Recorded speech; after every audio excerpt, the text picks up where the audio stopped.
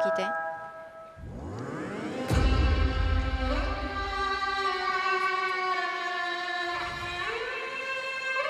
Много дълъг обръч.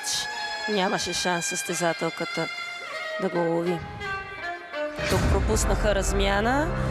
Сега е много важно дали ще успеят да подредат уредите в правилните конфигурации за следващите елементи. Да, видя се, че имаше така един момент на ступор.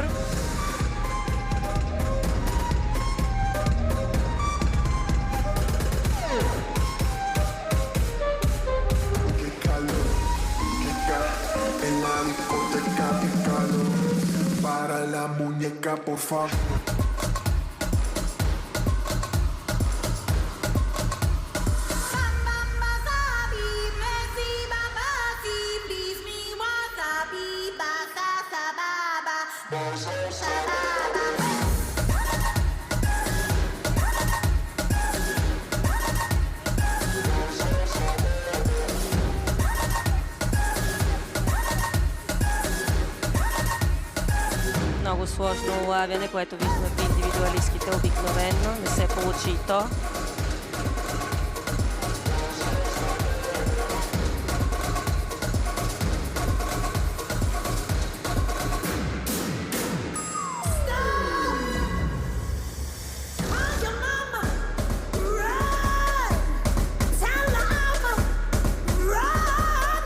Пусна техническо движение на от състезателките.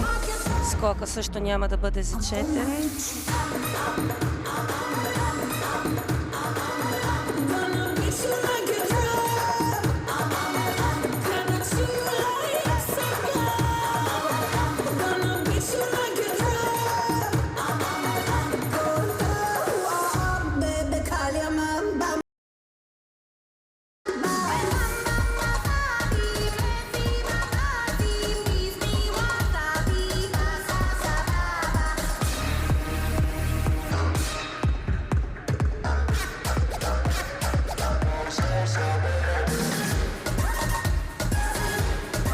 Тук виждате объркването от това, че трябва да намерят на коя какъв уред и трябва.